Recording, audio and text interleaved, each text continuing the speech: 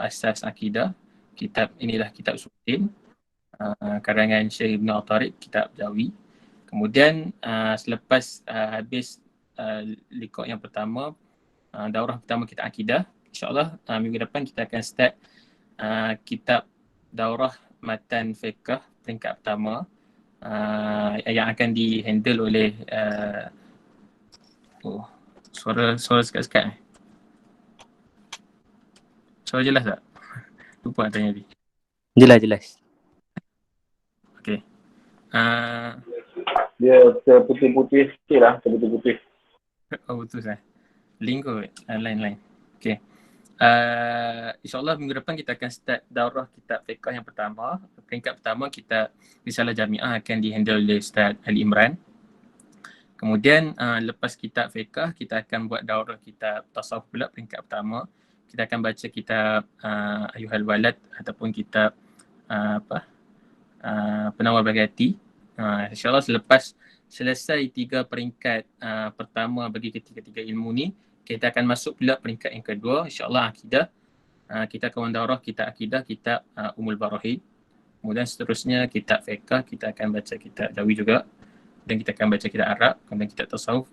Kita akan selang-seli baca kitab Arab dengan kitab Jawi, insyaAllah. Kemudian selepas program daurah itu, kita juga jalankan diskusi buku. Diskusi buku ni satu program khas untuk kita bedah buku-buku yang dikarang oleh ulama-ulama Islam. Siri pertama saya handle, kita dah bedah buku Syekh Ahmad Taib, kitab tentang jihad. Kemudian malam ni insyaAllah kita akan sama-sama mendengar penjelasan dan huraian daripada Ustaz Abdul Wafi tentang kitab Ta'ayush Ma'al Akhar. Ini salah satu kitab yang Syekh Ali Jum'ah tulis. Syekh Ali Jum'ah tulis sekarang, Syekh Ali Jum'ah lebih kurang 80 ke 90 buah kitab yang beliau dah tulis. Pelbagai lapangan ilmu, ada tafsir, ada hadis, ada usul fiqh, ada fiqh, ada sirah, ada sejarah, ada tentang ekonomi, ada tentang sosiologi dan pelbagai lagi lah bidang ilmu yang Syekh Ali tulis. Antara yang sebelum ni yang saya pernah buat ulasan buku, kitab tentang sejarah, kitab Al-Kamil fil Hadar Islamiyah, juga dikarang oleh Syekh Ali. Kemudian kitab pada malam ni dia termasuk dalam kitab sirah dan kitab sosiologi, buku tentang sosiologi, tentang ilmu kemasyarakatan. Ini Syekh Ali tulis khusus tentang bagaimana ta'amul, bagaimana interaksi orang Muslim dengan orang Muslim yang berada dalam satu negara, bagaimana interaksi kita dengan non-Muslim. Sebab isu ni penting sebab apa? Sebab isu ni lah yang sering digambar-gemburkan oleh ramai netizen, ramai penduduk ataupun rakyat sesebuah negara, tambah-tambah negara kita yang majmuk, yang terdiri dari pelbagai lapisan masyarakat, pelbagai agama dan bangsa. Jadi dia pentingnya kita nak ulas tentang buku ini. Jadi insyaAllah Ustaz Abdul Wafi akan terangkan sedikit tentang buku ini. Jadi sekejap, saya try kontak Ustaz Wafi. Ustaz Wafi dah ada Ustaz? Dah ada? Ustaz Wafi dah ada dah. Assalamualaikum. Okey, ahlan Wafi. Okey, baik. Kan okey kan lain? Itulah macam sekat-sekat. Tadi terpaksa keluar Ustaz. Ni masuk balik mungkin dah okey kot. Okey, baik. Saya. Semua dengar jelas kan suara? Jelas tak suara? Okey. Saya dengar okey alhamdulillah. Yang lain-lain ada masalah? Okey, dengar. Oh, dengar. Tokai jadi orang utara. Oi. Okey, baik. Tak mula lagi dia orang utara lah. Okey nah? Kita mula. Okey baik. Spesial. Okey, bismillahirrahmanirrahim. Kita buka majlis dengan umum kita Al-Fatihah.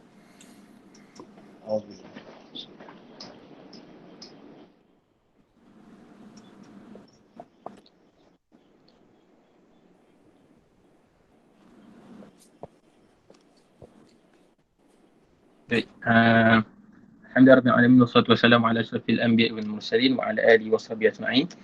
Alhamdulillah, pertamanya kita syukur kehadap Allah SWT kerana pertemukan kita malam ini.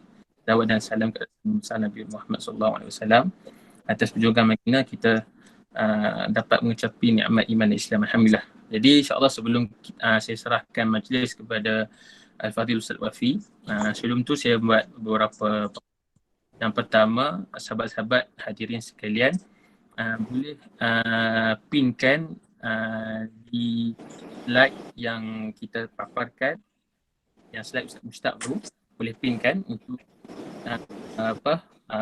kita nak lancarkan kebedangan Ustaz Wafi malam ni. Tapi kalau nak pin yang Ustaz Wafi pun tak apa. Ustaz Wafi segak ni. Nak pin gambar Ustaz Wafi pun tak apa. Boleh. Dibenarkan. Sahabat-sahabat yang teramkan ataupun mute kan mic masing-masing. Mungkin ada gangguan di rumah ke. Jadi kita tak mau ada gangguan dalam majlis. Yang ketiga, insya-Allah kita akan bersiar langsung selama 1 jam. Kemudian kalau ada masa untuk kita Q&A, kita akan sesi Q&A ataupun soal jawab lah di perakhiran program. Jadi sebelum saya nak serah pada Ustaz Wafi, saya terangkan sebuah sedikit biodata pendiskusi kita malam ni. Ustaz Fadil bernama Ustaz Abdul Wafi bin Samsul Rijal. Jadi beliau pendidikan ataupun sejarah ataupun akademik beliau bermula di Maktab Mahmud Al-Ustaz, orang Maktab belajar di Maktab Mahmud. Kemudian melanjutkan pelajaran di Institut Al-Azhar Mesir, bidang sarjana muda di Institut Al-Azhar Mesir dalam bidang syariah. Fokusan beliau dalam fiqh dan usul fiqh. Kemudian sekarang melanjutkan pelajaran sarjana iaitu master di Master in Islamic Banking UUM, University of Malaysia. Jadi sekarang sedang melakukan master di UUM beliau. Kemudian antara pencapaian beliau adalah penerima tauliah mengajar agama Islam di negeri Kedah. Jadi Ustaz Abdul Wafi ada tauliah dan sijil untuk mengajar, maksudnya diiktiraf keilmuan beliau. Kemudian beliau juga mendapat anugerah dan tauliah mengajar Majlis Agama Islam Kedah. Kemudian kuliah di program Manaratul Ilm Jabatan Fungsi Melaya. Jadi begitu sertifikat ataupun pengiktirafan yang dan beliau juga antara lulusan Azhar yang saya hormati ilmuwan beliau dan juga menguasai manhaj pemikiran Maulana Syekh Ali Jumaah. Jadi beliau adalah antara pendukung manhaj Syekh Ali di Malaysia. Apa-apa buku ataupun manhaj Syekh Ali, beliau antara ini kita bersama beliau untuk malam ni. Jadi tanpa membuang masa, saya akan program ini kepada Fadil Ustaz Abdul Wafi untuk mengulas buku At-Ta'ayush Ma'al Akhar, konsep ataupun model kemasyarakatan daripada kacamata Sirah Nabawiyah. Fadhal mashkura. Silakan Ustaz Wafi. Baik. Terima kasih. Bismillahirrahmanirrahim. Assalamualaikum warahmatullahi wabarakatuh. Innal hamdalillah nahmaduhu wa nasta'inuhu wa nastaghfiruh wa natubu ila Allah wa na'udzu billahi min shururi anfusina wa min sayyiati a'malina. May yahdihillahu fala mudilla lahu wa may yudlil fala hadiya lahu. Asyhadu an la ilaha illallah wahdahu la syarika lahu wa asyhadu anna sayyidana Muhammadan 'abduhu wa rasuluh sallallahu alaihi wasallam.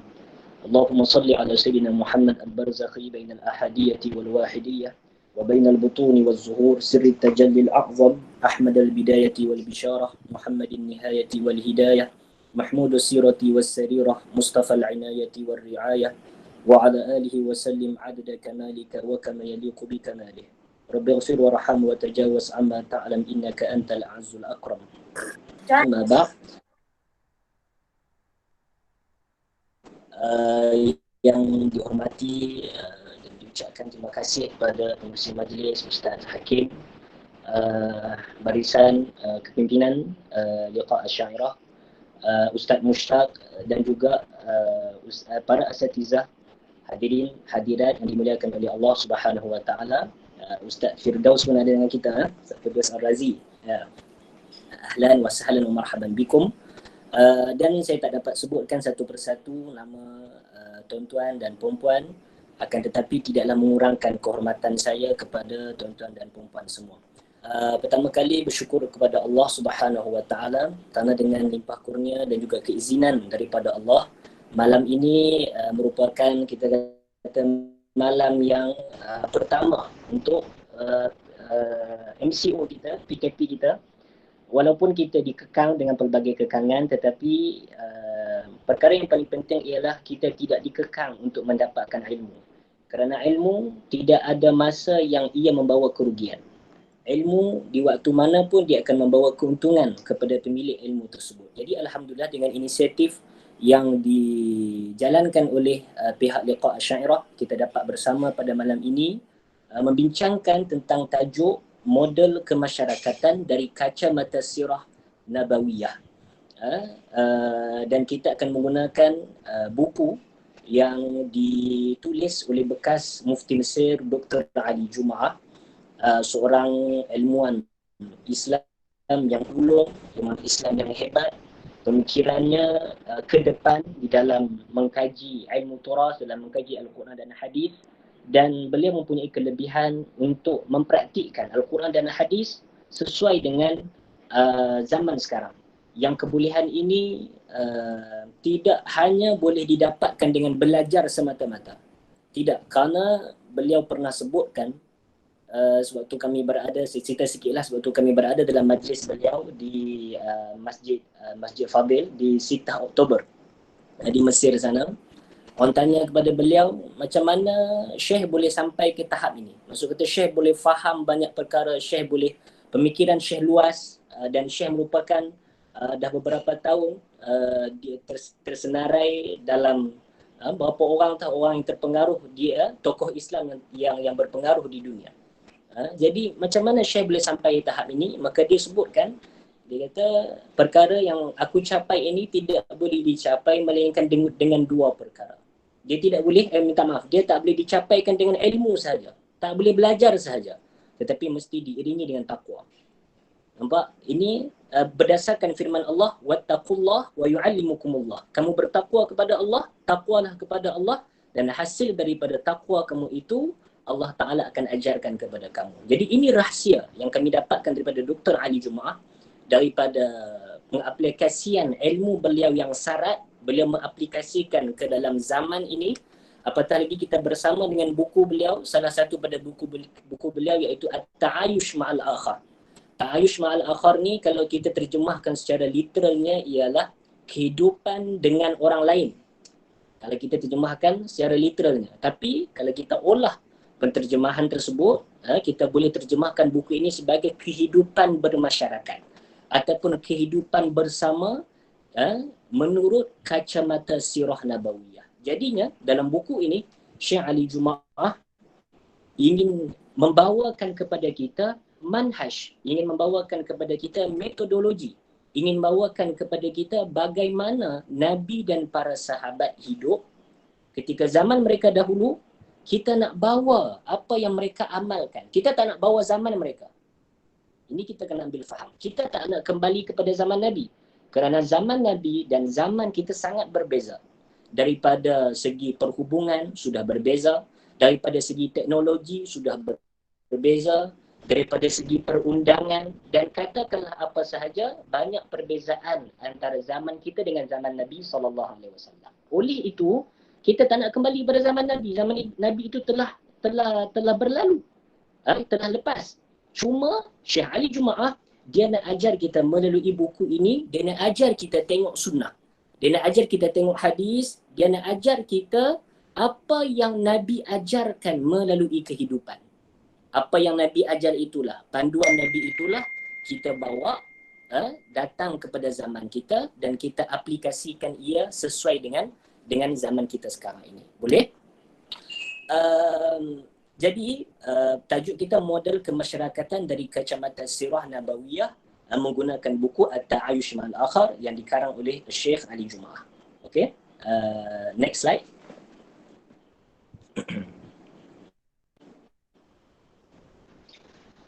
Okay, kita tengok. Saya dahulu satu ucapan, saya petik satu kata-kata yang disebutkan oleh Syekh Ali Jumaah di dalam buku ini, At-Ta'ayush Ma'al Akhar ini. Di antara yang beliau sebutkan ialah mengenai kehidupan bersama. Perlu kita faham kehidupan bersama maknanya kita perlu ada perasaan ataupun mudahnya orang cakap kena ada kesedaran untuk hidup bermasyarakat. Ini sangat penting. Kerana kita tidak diciptakan untuk hidup berseorangan. Ini perkara pertama yang perlu kita faham. Kita tidak diciptakan untuk hidup berseorangan. Walaupun kita lahir, walaupun kita saja yang duduk dalam perut ibu kita, tapi bila kita lahir, kita ada ibu, kita ada ayah, kita ada doktor yang sambut kita. Maknanya itu memberikan isyarat. Kehidupan tidak terjadi dengan berseorangan. Kehidupan mesti bersama. Okey, jadi kita tengok apa yang disebutkan oleh Dr. Ali Jumaah. Agama Islam menekankan sifat saling hormat menghormati dan mengiktiraf kepelbagaian dan perbezaan dalam struktur masyarakat. Sama ada sesama Islam maupun bukan. Ini perkara pertama yang kita nak faham. Asas di dalam kehidupan bersama ialah Islam mengiktiraf kepelbagaian dan perbezaan. Ada Melayu, ada Cina, ada India, ada Arab, ada bukan Arab. Ada bermacam-macam orang yang berbeza dengan kita. Islam mengiktiraf kepelbagaian dan perbezaan tersebut. Nanti kita akan tengok apa bukti Islam mengiktiraf kepelbagaian yang kita sebutkan tadi. Boleh? Baik, kepelbagaian ini ia tidak dapat dipisahkan. Kita tak boleh nak tolak kepelbagaian ini, kita tak boleh nak menafikan perbezaan ini wujud di sekeliling kita. Kerana apa? Sebagaimana Allah telah memberikan kepelbagaian i'tiqad, iaitu pilihan antara iman dan kufur. Maksudnya, Allah perkara yang penting bagi seseorang tu apa dia? Perkara yang penting bagi seseorang tu pada dasarnya ialah keyakinan dan pegangan dia, agama dia. Itu perkara yang paling penting. Perkara yang paling penting ini pun Allah Subhanahu Wa Taala bagi kita pilihan, bagi kita kepelbagaian. Sesiapa yang nak beriman, dia akan pilih untuk beriman. Sesiapa yang nak kufur, dia akan pilih untuk kufur. Maknanya Allah Ta'ala memberikan ruang, memberikan pilihan kepada manusia. Kamu nak beriman, silakan. Kamu tak nak beriman, silakan juga. Terpulang pada kamu. Orang yang beriman, orang yang kufur akan dinilai di akhirat nanti melalui pilihan mereka di dunia. Nampak? Jadi perkara i'tiqad yang besar dan paling penting ini, Allah bagi ruang untuk ada perbezaan. Ada orang Islam, ada orang kafir. Maka begitu juga kehidupan ada perbezaan dan kepelbagaian disebabkan Allah mengiktiraf kepelbagaian. Maksud kata Allah beri ruang. Lagi salah faham pula. Ya? Lagi kata Ustaz kata boleh kufur lepas ni. Tidak. Maksudnya Allah beri ruang. Ada orang beriman, ada orang kufur dengan pilihan masing-masing. Okey? Kalau itu pun Allah bagi ruang dan mengiktiraf kepelbagaian itu, maka kehidupan bersama juga terlebih lagi lah ada ruang untuk kita berbeza, ada kepelbagaian, ada perkara yang tidak sama dengan kita. Budaya berbeza, ilmu pengetahuan berbeza, dan katakan apa sahaja, kehidupan setiap orang tidak sama dan mestilah berbeza. Jadi kita daripada asas ini kita nak kena faham. Kalau kita faham yang ini, insya-Allah selepas ini kita tidak akan ada rasa untuk mengingkari kepelbagaian. Kita tahu Islam memang mengiktiraf kepelbagaian. Dan kita tidak akan tanam rasa benci ataupun rasa iri hati, tak suka dengan orang yang berbeza pendapat dengan kita. Nampak? Jadi kalau kita faham sebegini, insya-Allah hati kita akan jadi lapang, akan dipandu dengan panduan Nabi SAW. Boleh? Seterusnya. Baik, kita nak tengok kepentingan kehidupan bersama. Kita sebutkan tadi, kita tidak diciptakan untuk hidup berseorangan. Tolong faham. Kita tidak diciptakan untuk berseorangan, tidak bercampur dengan masyarakat. Bahkan kita dicipta untuk join dengan masyarakat. Supaya apa? Kepentingannya yang pertama ialah supaya Rasulullah dapat dijadikan ikutan dan suri teladan. Nampak? Kalau kita duduk seorang, kita agak sukar untuk nak lihat bagaimana Rasulullah beraksi dalam masyarakat. Bagaimana? Sebab kita pentingkan Rasulullah kerana ia adalah wahyu. Kita pentingkan sunnah Rasulullah kerana dia adalah wahyu. Dan selagi mana kita mengikut wahyu, maka kita tidak akan sesat selamanya. Kerana itu Nabi SAW sebut ke dalam hadis yang diriwayatkan oleh Muwatta oleh Imam Malik radhiyallahu anhu, disebutkan taraktu fikum amra ini. Kita semua biasa dengar. Aku tinggalkan kepada kamu dua perkara. Lan tadillu ma tamassaktum bihima. Kamu tidak akan sesat selagi mana kamu berpegang dengan dua perkara ini, iaitu kitabullah wa sunnati nabiyyih. Quran, kitab Allah dan juga sunnah nabinya. Kita berpegang dengan Al-Quran, kita berpegang dengan As-Sunnah, maka kita tidak akan sesat selamanya. Maka sudah tentu daripada Al-Quran dan sunnah itu, yang mempraktikkan Al-Quran dan yang menunjukkan sunnah ialah Nabi kita sallallahu alaihi wasallam. So dalam kehidupan bersama, pentingnya untuk kita bergabung dengan masyarakat, menunaikan tanggungjawab kemasyarakatan, ataupun dalam bahasa Inggeris kita panggil apa? Societal responsibilities. Okay? Kita nak semua itu supaya tujuan utama kita boleh jadikan Rasulullah sebagai tauladan dan ikutan dalam setiap perbuatan kita. Okay? Kerana itu Allah Subhanahu Wa Taala berfirman dalam Al-Quran, laqad kana lakum fi rasulillahi uswatun hasanah liman kana yarjullaha wal yawmal akhir. Ayat ini sangat mendalam. Sangat penting untuk kita tadabbur ayat ini. Kenapa Allah Ta'ala sebut laqad kana lakum fi rasulillahi uswatun hasanah? Bagi kamu itu Rasulullah ada ikutan dan contoh yang terbaik. Kita semua tahu Rasulullah itu ikutan dan contoh terbaik. Tetapi tak ramai yang mahu mengkaji tentang Rasulullah. Oleh itu Syekh Ali Jumaah dia mengkaji kehidupan Rasulullah. Kita akan lihat nanti kerana di dalam Ta'ayush, buku yang ditulis oleh Dr. Ali Jumaah ini, Syekh Ali Jumaah mengkaji tentang kehidupan Rasulullah. Sepanjang 63 tahun hayat Rasulullah, Syekh Ali Jumaah sebut kehidupan Nabi dan juga para sahabat boleh kita bahagikan kepada 4 fasa. Jarang ada ilmuwan yang sebut perkara sebegini. Kerana kita tahu bila kita belajar sirah, kita tahu 2 perkara saja. Apa dia? Al-Ahdu Al-Makki dengan Al-Ahdu Al-Madani. Fasa Mekah dan fasa Madinah. 13 tahun Nabi di Mekah, 10 tahun Nabi di Madinah. Itu saja yang kita tahu. Tapi sebenarnya kajian yang mendalam, kehidupan kenabian ini dapat dibahagikan kepada 4 fasa. Ini sangat-sangat menarik. Kita akan tengok fasa Mekah selaku fasa yang pertama. Seterusnya fasa Habasyah. Seterusnya fasa awal Madinah. Dan akhirnya fasa akhir Madinah. Maka kita nak tengok bagaimana Rasulullah hidup dalam setiap fasa tersebut. Supaya kita boleh ambil Rasulullah sebagai ikutan dan suri teladan. Baik, boleh? Rasulullah contoh terbaik, tapi bagi siapa? Ini kita kena tadabbur. Kita nak datang majlis pada malam ini bukan semata-mata kita nak dengar syarahan yang kosong, tidak. Kita nak bagi majlis ini berbekas dalam hati kita. Kita tak nak majlis ini berlalu dengan penghayatan yang kosong tentang Nabi SAW. Kita tak nak begitu. Allah Ta'ala sebut apa tadi? Rasulullah itu contoh terbaik. Bagi siapa? Ingat, liman kana yarjullaha wal yawmal akhir.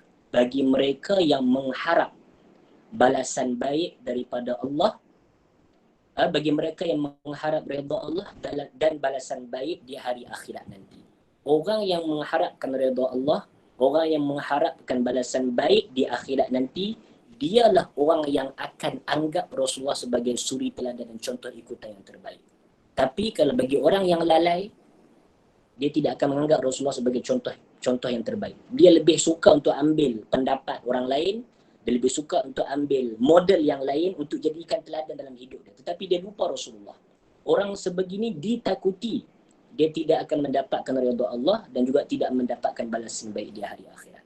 Sebab itu kita nak masukkan diri kita dalam ayat tersebut. Rasulullah contoh terbaik bagi siapa? Bagi yang mengharapkan redha Allah dan yang mahu balasan baik di akhirat. Orang macam ni sahaja yang akan anggap Rasulullah itu contoh ikutan yang terbaik. Jadi kita nak tengok pentingnya kehidupan bersama, kita nak tengok Rasulullah bawa ataupun Rasulullah ajar apa kepada kita di dalam kehidupan bermasyarakat. Boleh? Yang kedua, mempromosi hidayah Allah dan petunjuk Rasulullah. sehingga agama Islam dapat dilihat kecantikannya dan tidak menjadi satu agama yang menyusahkan, menakutkan ataupun terpisah daripada kehidupan. Ini sangat-sangat penting. Kalau kita menganut agama Islam tetapi kita merasakan agama Islam ini banyak mengekang kita daripada melakukan sesuatu perkara, kita berasa tak sedap hati, rasa macam agama Islam ni menekan kita, menyempitkan kehidupan kita, maknanya kita tidak tahu tentang Islam lagi. Kita tidak tahu tentang hakikat Islam. Kerana apa? Kerana Islam diturunkan oleh Allah dan dengan satu kata iaitu rahmah. Rahmah ini kasih sayang. Kasih sayang tidak akan membawa kesempitan. Kerana itu Allah Ta'ala sebut, وَمَا أَرْسَلْنَاكَ إِلَّا رَحْمَةً لِلْعَالَمِينَ. Sesungguhnya tidaklah kami mengutuskan kamu, wahai Rasulullah, sebagai seorang Nabi dan Rasul, melainkan sebagai satu bentuk kasih sayang kepada alam semesta. Sekalian alam. Rasulullah itu adalah satu bentuk kasih sayang yang diutuskan oleh Allah Subhanahu Wa Taala. Maknanya bila ada kasih sayang dalam kehidupan kita akan jadi cantik. Bila ada kasih sayang dalam Islam akan jadi cantik. Kalau kita merasa tidak senang hati dengan apa yang Islam tetapkan, maknanya kita tak faham tentang Islam lagi. Ya? Dan Nabi sebut, innama ana rahmatul muhdah. Aku adalah rahmat yang dihadiahkan kepada kamu. Dan di dalam hadis riwayat Sahih Al-Bukhari, Nabi SAW sebut,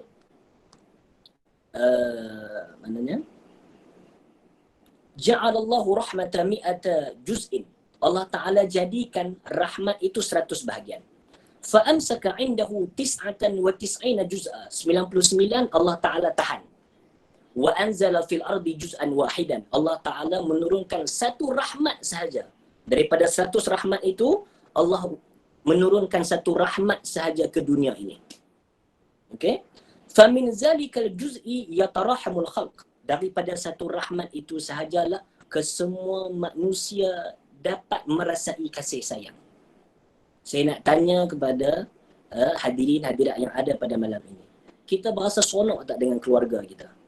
Berasa tenang tak kalau kita boleh berada di samping ibu dan ayah? Kita berasa senang ataupun tidak dengan jiran-jiran yang baik? Kita berasa tenang ataupun tidak dengan kawan-kawan yang memahami kita? Kita berasa seronok ataupun tidak kalau kawan di tempat kerja kita merupakan orang yang bagus, yang elok, sentiasa tolong kita? Maksud kita hidup dalam kasih sayang dan keamanan.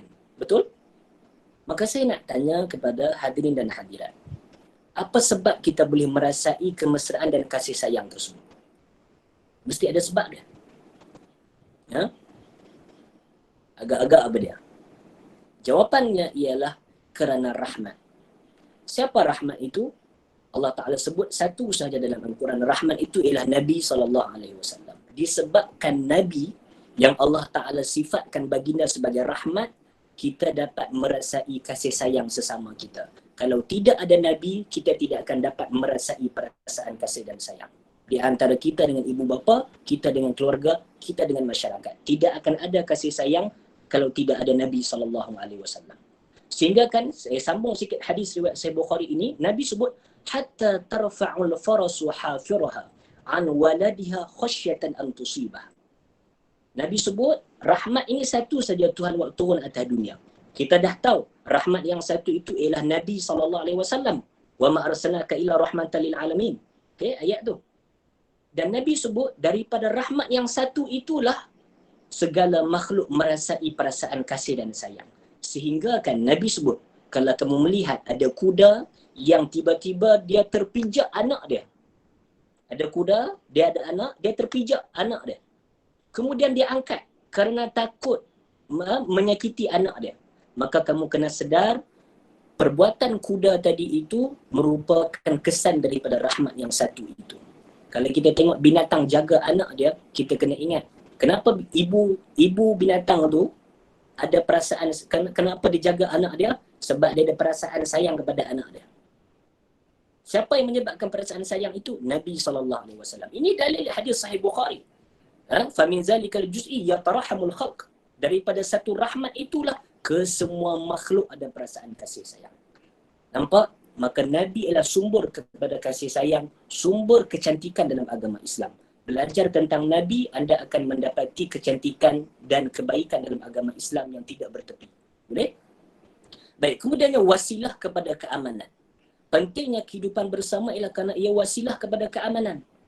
Hidup seorang-seorang tak bercampur dengan masyarakat. Bila kita ada problem, orang takkan tolong kita. Kita tidak akan aman. Betul? Ketenangan dan menyemai sikap tolong-menolong. Ada pahala daripada at-ta'awun, tolong-menolong antara masyarakat.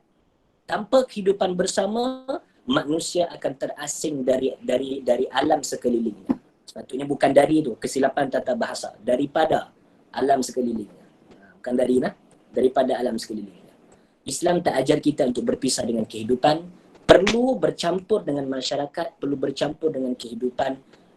Kita nak tengok apa yang Nabi ajar kepada kita. Nanti kita akan lihat bagaimana Nabi, seorang Rasul, seorang yang paling mulia di sisi Allah. Bagaimana baginda berada dalam masyarakat yang tenggelam dalam kegelapan maksiat, yang tergelam di dalam penyembahan selain Allah, yang tenggelam dalam perangai-perangai keji. Nabi, orang yang paling mulia di sisi Allah, ada dalam masyarakat tersebut. Kita akan tengok bagaimana model kemasyarakatan yang ditunjukkan oleh Nabi SAW seketika nanti insyaAllah. Kemudian, pentingnya kehidupan bersama, kenapa? Asas kehidupan ialah ta'aruf, iaitu saling kenal mengenali antara satu sama lain. Kalau kita duduk terasing daripada orang, kita tak akan kenal dengan orang. Kita tak akan kenal budaya orang. Sedangkan Allah ciptakan kita berbeza untuk kita saling kenal mengenal. Mana dia? Ya ayuhan nas wa ja'alnakum wa qabaila lita'arafu. Betul tak? Wahai manusia, kami inna khalaqnakum min dzakarin wa unsa. Kami menciptakan kamu daripada lelaki dan perempuan. Wa ja'alnakum syu'uban wa qabail. Kami jadikan kamu berbangsa-bangsa, berpuak-puak, berkabilah, berbeza. Kenapa kami buat macam perbezaan macam tu? Lita'arafu, supaya kamu saling kenal mengenal. Maknanya Islam menggalakkan kita untuk hidup bermasyarakat. Kenal dengan orang lain, kenal budaya lain.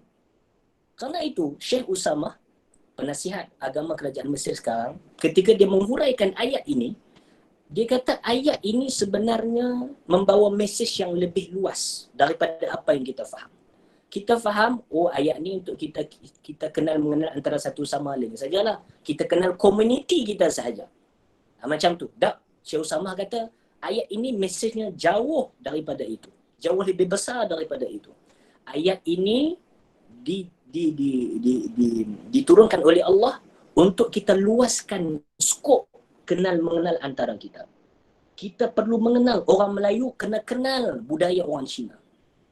Orang Melayu Islam kita kena kenal budaya orang India. Kerana kita dengan mereka berbeza.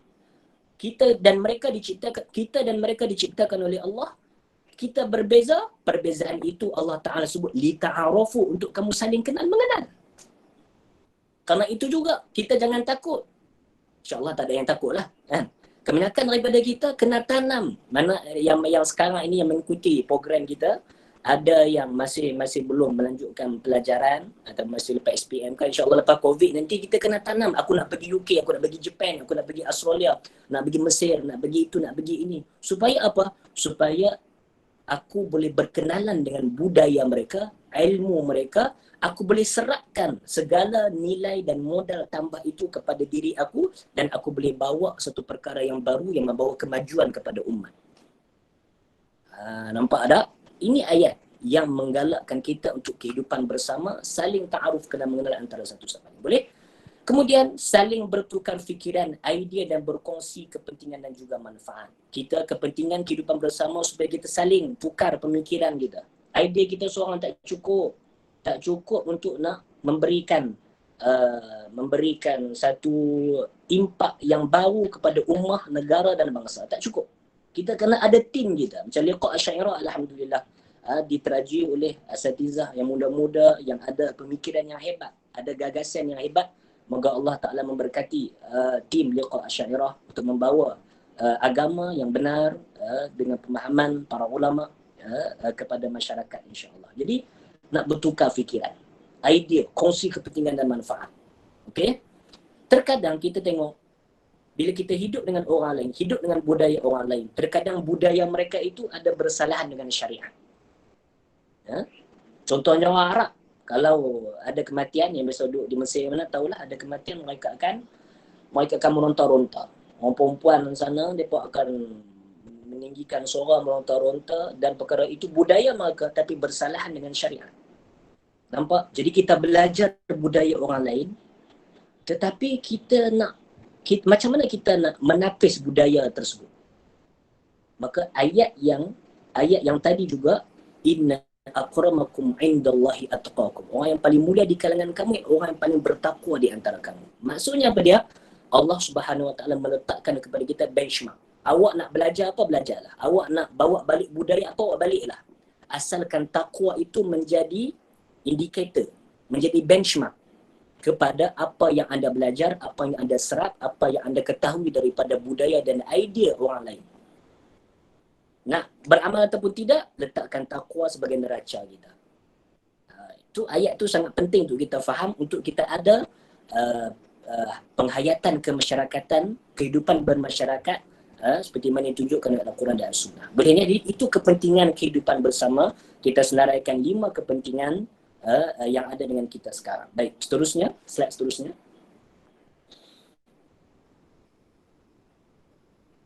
Baik, kita akan masuk 4 fasa kehidupan Nabawi. Yang ini kita nak masuk mula cerita dah. Kerana mukaddimah tadi agak panjang, kerana penting. Al-Muqaddimat Seminal Muhimmat, para ulama sebut, pengenalan itu, mukaddimah itu antara perkara yang penting. Itu yang kita kena bagi faham dulu. Okay, baik. Baik, kita ada 4 fasa kehidupan Nabawi. Yang fasa pertama ialah fasa Mekah. Fasa Mekah. Fasa Mekah ini boleh kita bahagikan kepada 2, iaitu sebelum dan selepas pertabalan kenabian, ataupun dalam bahasa Arabnya sebelum bi'sah dan selepas bi'sah. Kita nak tengok bagaimana Nabi hidup bermasyarakat dengan masyarakat jahiliah sebelum baginda dilantik menjadi Nabi. Dan kita nak tengok bagaimana Nabi hidup dengan masyarakat jahiliah setelah mana baginda dilantik menjadi Nabi. Itu penting tu. Jadi kita nak tengok masyarakat ataupun fasa Mekah ini, masyarakat dia bagaimana. Kita boleh catat sedikit. Pada fasa Mekah ini, orang Islam berada di dalam keadaan masyarakat yang memusuhi mereka disebabkan agama mereka. Orang Islam yang berada di fasa Mekah, para nabi dan para sahabat, mereka berada dalam kelompok masyarakat yang memusuhi mereka. Ini penting ni, ciri-ciri fasa Mekah, fasa Habasyah, fasa awal Madinah, fasa akhir Madinah ni. Hadirat bersama dengan kita pada malam ini kena tahu ciri-ciri setiap fasa ini. Kerana apa? Kerana kita nak tahu. Baik, kita alhamdulillah. Saya nak tanya kepada hadirat. Negara Malaysia kita sekarang, agak-agaklah kita berada di mana? Di situasi yang mana? Fasa Mekah ke? Fasa Habasyah ke? Fasa awal Madinah ke fasa akhir Madinah? Sebenarnya, hadirin-hadirat dimuliakan Allah, setiap fasa ini kita boleh praktikkan. Yang mana sesuai dengan keadaan kita, kita ambil fasa tersebut, kita praktikkan. Ini sebenarnya model kemasyarakatan yang ditunjukkan oleh Nabi SAW. Contoh fasa Mekah. Orang Islam hidup dalam kelompok ataupun masyarakat ataupun negara yang memusuhi mereka. Apa orang Islam dan Nabi buat pada ketika itu? Maka ini kita boleh praktikkan di zaman sekarang. Kalau ada orang Islam yang duduk dekat negara yang memusuhi Islam, apa yang mereka perlu lakukan? Adakah mereka perlu praktikkan Islam sama macam kita praktik? Jawapannya ialah kita kena belajar fasa Mekah. Sebab kita tengok keadaan yang kita sebutkan tadi sama dengan fasa Mekah. Maka kita kena tengok Nabi dan para sahabat buat apa ketika mana mereka di fasa Mekah. Bukannya sekejap, 13 tahun Nabi dan para sahabat berada di fasa Mekah. Kehidupan mereka tertekan, ditekan, disempitkan oleh masyarakat yang memusuhi mereka. Ada orang Islam zaman sekarang, kehidupan mereka sama dengan fasa Habasyah. Fasa Habasyah ni macam mana? Fasa Habasyah ini mereka hidup di satu negara yang tenang, yang aman, damai, dan negara tersebut tak iktiraf Islam dan juga tidak memusuhi Islam. Macam tu. Tak iktiraf Islam, tak memusuhi Islam. Kita boleh ambil pelbagai contoh lah. Contohnya kalau kita duduk di mana? Contoh kita duduk di Australia, contoh. Okey, kita minoriti. Ya, kaum Islam di Australia minoriti. Kaji balik lah. Saya ambil contoh saja. Contohlah kita hidup di Australia. Australia contohnya, umat Islam minoriti lah nak dibandingkan dengan penduduk asal Australia, okey? Umat Islam minoriti. Dan Australia tidak memusuhi Islam. Japan, sebagai contoh, tidak memusuhi Islam. Jadi kita nak tengok, kita sebagai orang Islam, macam mana kita nak mempraktikkan agama kita di Japan, di Australia, macam mana kita nak praktikkan agama kita, kita kena belajar mengenai fasa Habasyah. Bagaimana mereka, umat Islam pada ketika itu hidup di fasa Habasyah. Begitu jugalah fasa awal Madinah, fasa akhir Madinah. Dan ijtihad saya, ijtihad tu minta maaf saya melawak. Saya tengok kriteria Malaysia kita, kriteria yang ada Malaysia kita ini saya rasa bersesuaian dengan fasa awal Madinah.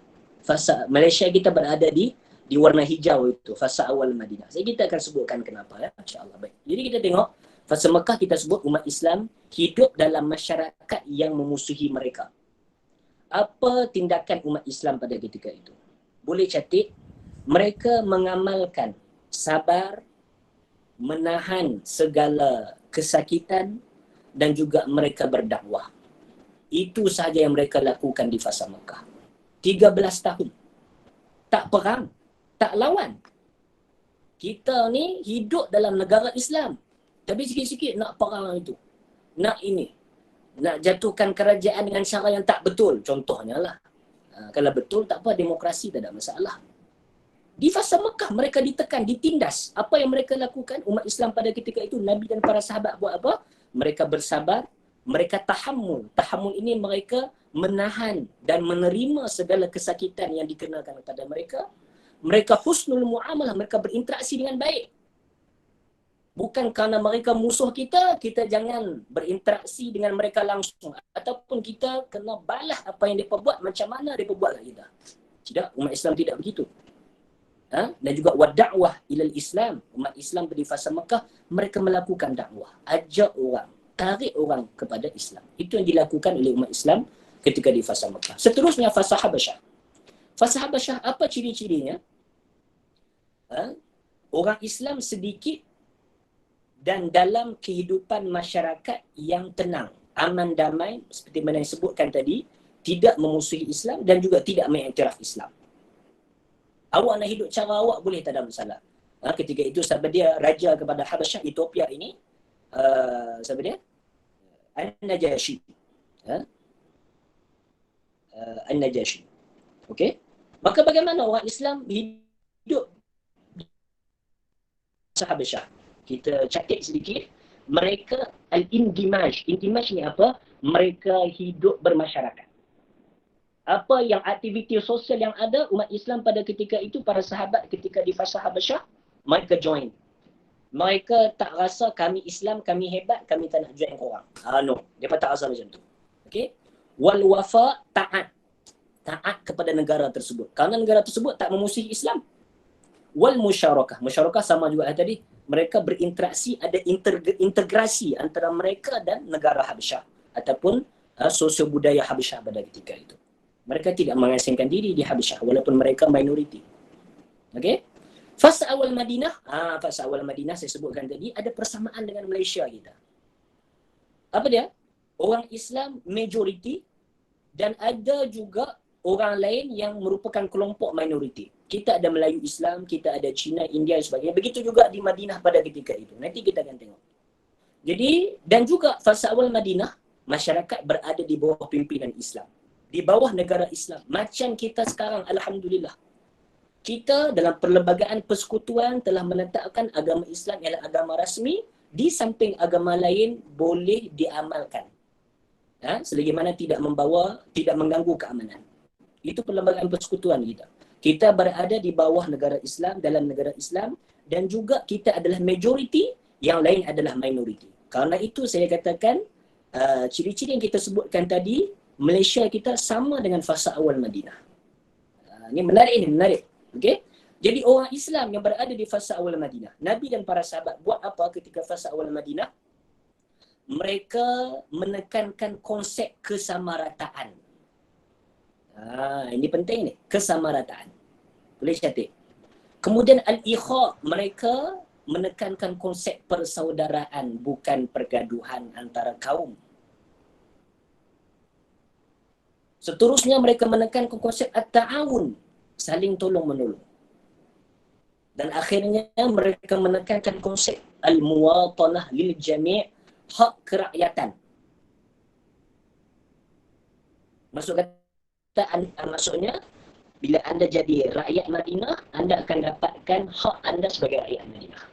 Macam tu juga lagi kita, bila anda diiktiraf sebagai rakyat Malaysia, anda akan dapat hak anda sebagai rakyat Malaysia. Ini sangat-sangat menarik, subhanallah. Semua ini bukan daripada kalam saya, kalam daripada Dr. Ali Jumaah. Yang beliau ini sangat hebat dalam mengkaji dan meneliti sunnah. Saya tidak mendapati, dan bahasanya tidak susah. Kalau nak dibandingkan, kalau kita nak buat perbandingan lah, segala tulisan yang ditulis oleh Syekh Ali Jumaah, Syekh Ramadan Al-Buti, Syekh Abdullah bin Bayah, di antara tiga ilmuwan ini, pendapat saya yang tidak seberapa, kalau ditengok kepada laras bahasa yang digunakan, Syekh Ali Jumaah menggunakan laras bahasa yang sangat moderat, sangat mu'tadil. Maksud kata, tak terlampau tinggi bahasanya, tak terlampau rendah bahasanya. Kita boleh faham semua. Tetapi kalau kita baca buku Syekh Ramadan Al-Buti, Syekh Abdullah bin Bayah, buku-buku mereka, laras bahasanya agak tinggi. Jadi orang yang tidak yang kurang penguasaan bahasa Arab agak susah nak fahami idea mereka. Tapi tak apalah, itu semua kelebihan yang Allah Ta'ala bagikan kepada mereka. Cuma jodoh saya, ketika belajar di Mesir, alhamdulillah saya bertemu dengan Syekh Ali Jumaah. Saya dapat menyelami pemikiran beliau dan saya dapat lihat segala tinta-tinta emas dan ilmu beliau dalam buku-buku yang ditulis oleh Syekh Ali Jumaah. Boleh? Nampak? Dan seterusnya kita masuk pada fasa akhir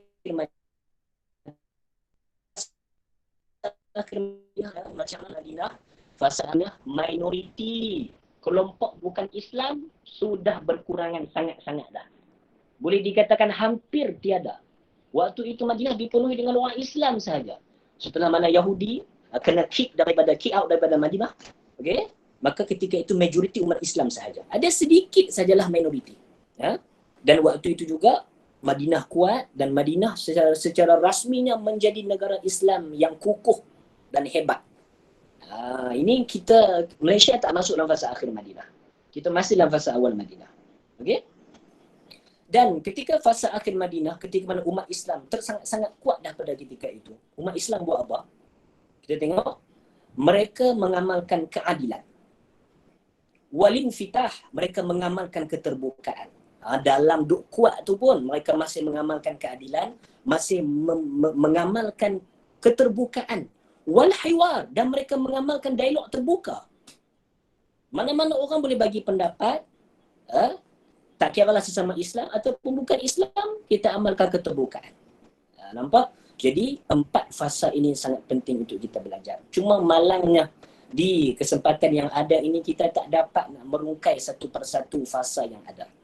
Pada malam ini saya ambil dahulu fasa Mekah dan fasa awal Madinah. Karena fasa Mekah kita bagi ada penghayatan, kita nak menghargai perjuangan Rasulullah dan para sahabat.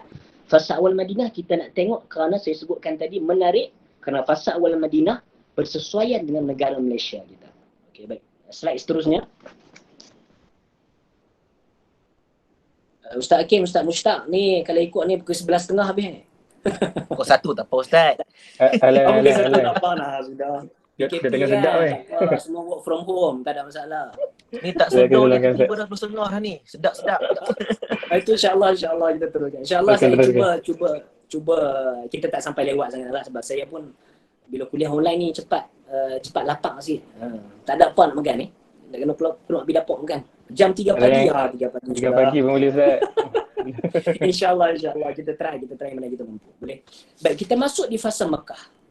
Fasa yang kita sedia maklum, kita tulis di sini, majoriti kita nak tahu ciri-ciri fasa Mekah, kriteria fasa Mekah ni macam mana. Dalam kurungan sebelum bi'sah, sebelum pertabalan Nabi kita menjadi seorang Nabi dan Rasul.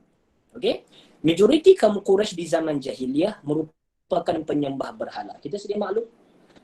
Sehingga kan semasa Fathu Mekah sekalipun 360 berhala masih ada di sekeliling Kaabah. Di sini agak menarik Kalau waktu Fathu Mekah pun masih ada 360 berhala di sekitar Kaabah. Apatah lagi sebelum itu. Fasa Mekah sebelum Nabi ditabalkan menjadi Nabi, zaman jahiliyah yang paling core sekali. agak-agak bagaimanalah mereka menyembah berhala mereka. Bahkan tawaf dalam keadaan bogel. Kita alhamdulillah tidak ada dalam situasi ini. Tetapi Nabi berada dalam situasi ini.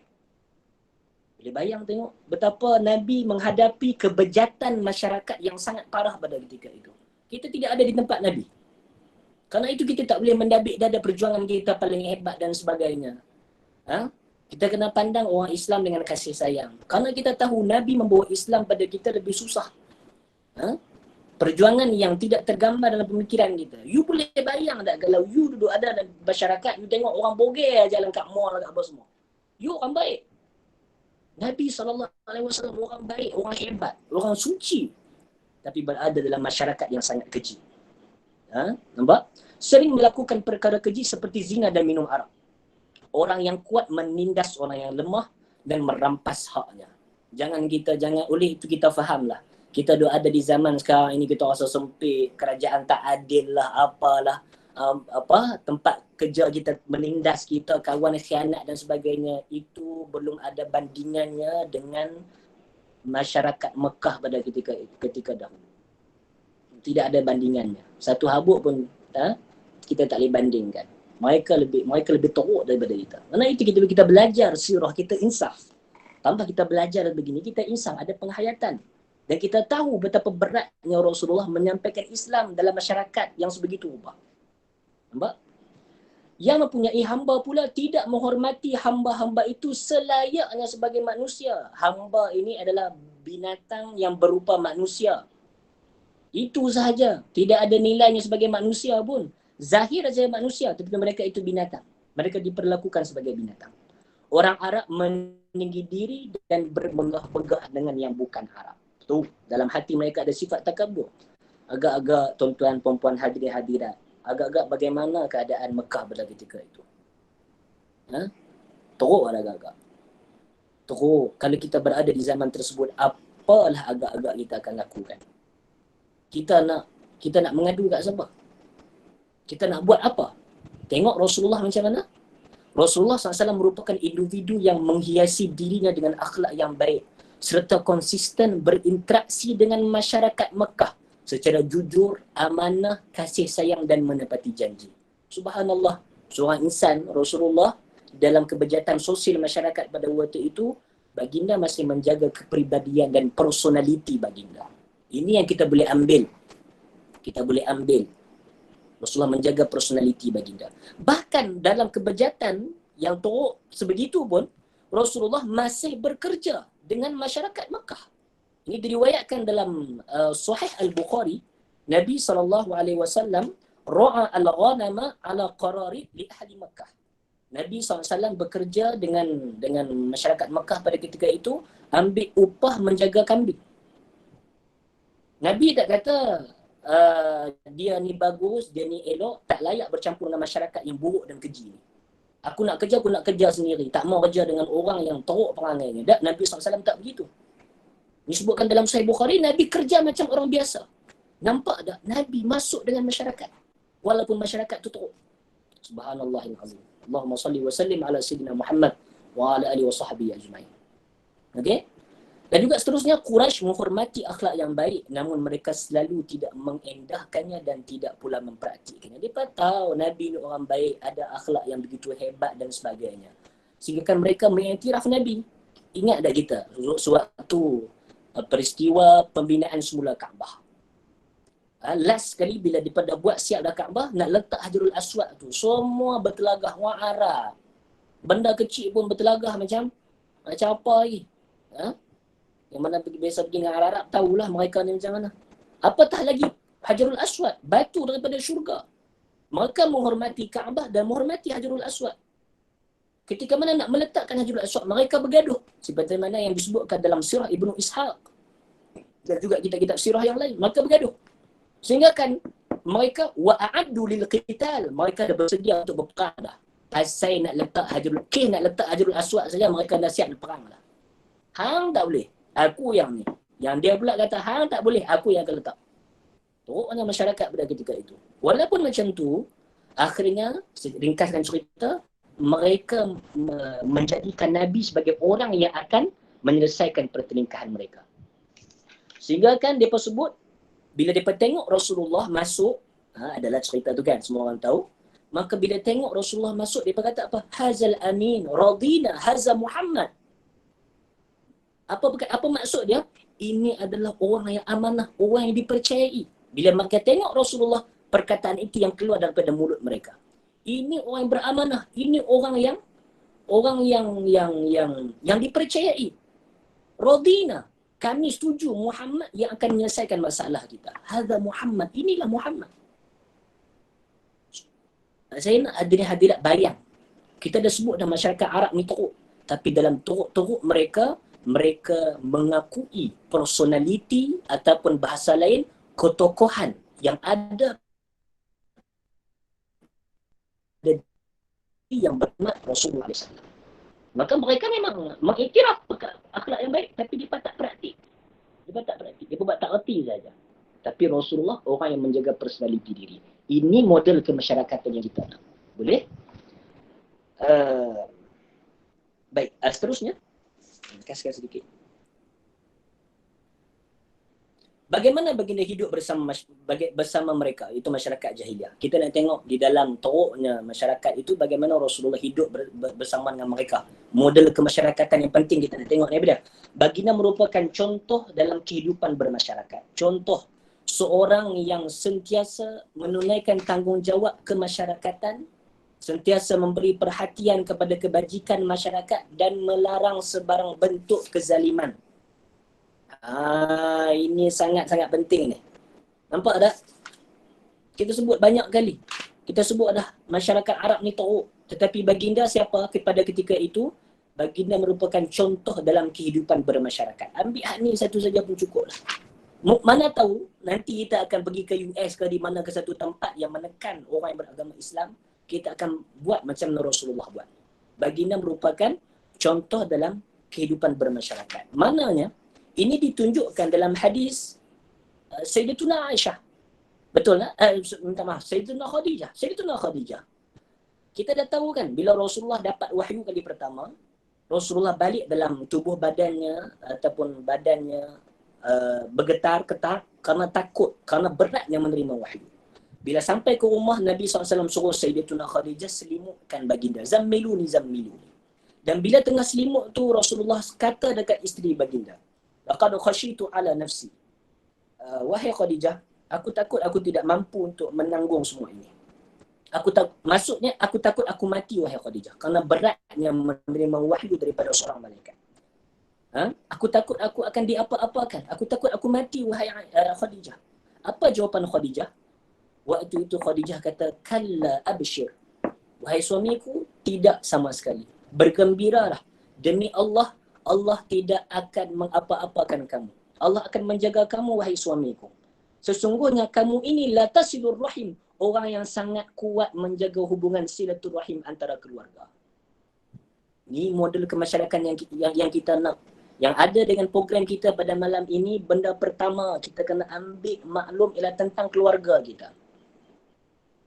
Tolong jangan abaikan keluarga kita.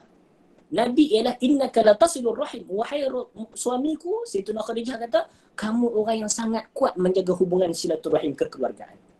Wa tasduqul hadis. Orang yang berbicara benar. Wa tahmilul kalla. Orang yang ada susah kamu yang tolong. Wa taksibul ma'dum. Orang yang tidak ada kerja, kamulah yang tukang sara mereka. Wa taqrid daif. Kamu ni orang yang memuliakan tetamu. Wa tu'inu ala nawaibil haq. Dan orang yang kalau ada apa-apa hajat, kamulah yang tolong. Nampak tak? Beberapa perkataan saja oleh Sayyidatuna Khadijah mengiktiraf suaminya itu merupakan contoh dalam kehidupan bermasyarakat.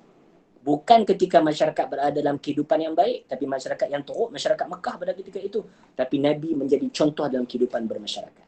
Ini model kemasyarakatan yang kita nak. Seterusnya, baginda menyertai perjanjian fudul. Perjanjian fudul ni apa? Secara ringkas, perjanjian yang melarang sebarang bentuk kezaliman. Walaupun masyarakat teruk, tetapi keadilan harus ditegakkan. Itu personality baginda Nabi SAW. Walaupun perjanjian fudul ini berada di zaman jahiliyah, tapi Nabi sebut, walau uda'a bihi fil Islam la ajab. Seandainya perjanjian sebegini ada lagi dalam Islam, nescaya aku akan menyertai perjanjian ini. Perjanjian untuk menegah segala kezaliman, menegakkan keadilan. Ini personaliti baginda Nabi SAW. Seterusnya, baginda menolong bapa saudaranya Abu Talib dengan mengambil salah seorang anaknya untuk dijaga oleh baginda. Di dalam, nampak tak? Masyarakat yang teruk, tetapi baginda merupakan seorang suri teladan yang baik, tidak pernah melupakan keluarganya. Abu Talib orang yang banyak berjasa kepada Rasulullah. Abu Talib ini ialah kasirul ayal, qalilul mal, para ulama sebut. Anak banyak tapi harta sikit.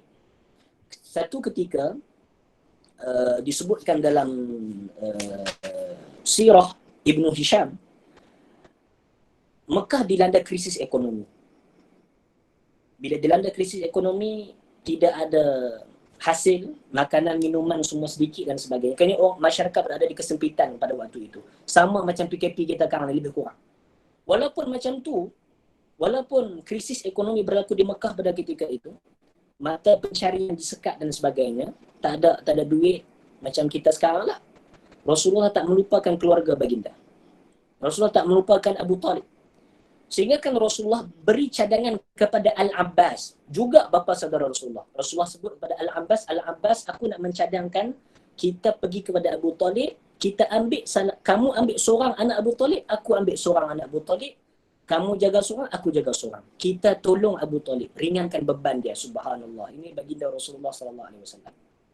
Dalam krisis ekonomi yang teruk, baginda masih mempedulikan keluarga. Bukan keluarga sendiri tu. Itu keluarga bapa saudara dia. Kita ambil kisah keluarga kita saja, tapi Rasulullah ambil kisah keseluruhan keluarga baginda. Tidak ada orang seperti baginda Nabi SAW. Jadi maka jumpalah Abu Talib. Rasulullah kata, wahai Abu Talib, kami nak tolong kamu, sehinggalah semua keadaan selesai. Okeylah, tak apalah.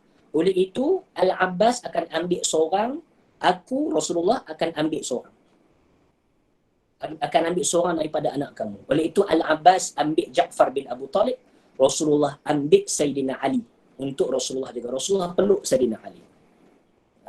Ini Rasulullah SAW model kemasyarakatan yang sangat bagus ketika bersama dengan masyarakat jahiliah pada ketika itu. Subhanallahilazim. Boleh? Jadi itulah baginda hidup ketika kebejatan sosial, kebejatan masyarakat yang sangat parah. Seterusnya, setelah bi'asah, itu kita cerita sebelum ditabalkan menjadi Nabi. Kita dah tengok bagaimana Nabi ini sudah ada personaliti yang hebat. Setelah menjadi Nabi, apatah lagi personaliti tersebut dikekalkan. Setelah bi'asah, bagaimana Nabi hidup dengan masyarakat jahil? Okey, mungkin kita kata tak apalah Rasulullah tak jadi Nabi, tak ada syariat lagi. So Rasulullah hidup dalam macam mana pun. Kita mungkin kata macam tu, okey tak apa. Tapi kita nak tengok, setelah baginda menjadi Nabi dan mendapatkan syariat, apa tindakan baginda mengenai masyarakat Mekah pada ketika itu? Bagaimana model kemasyarakatan yang ditunjukkan oleh Rasulullah pada setelah baginda menjadi Nabi?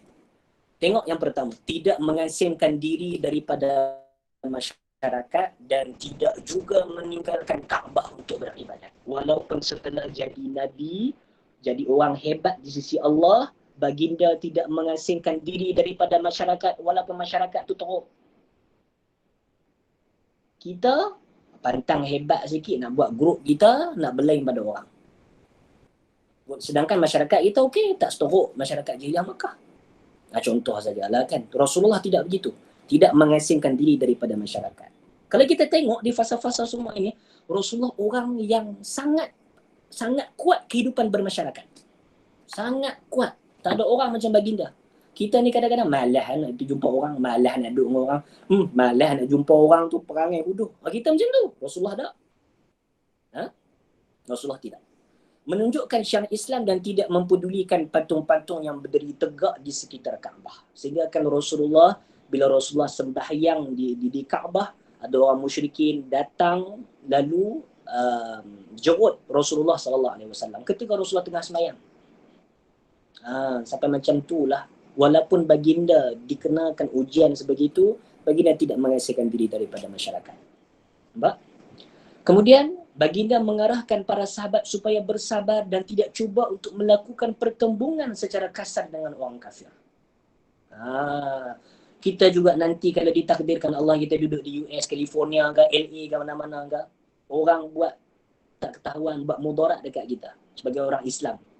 Mereka tak suka kita.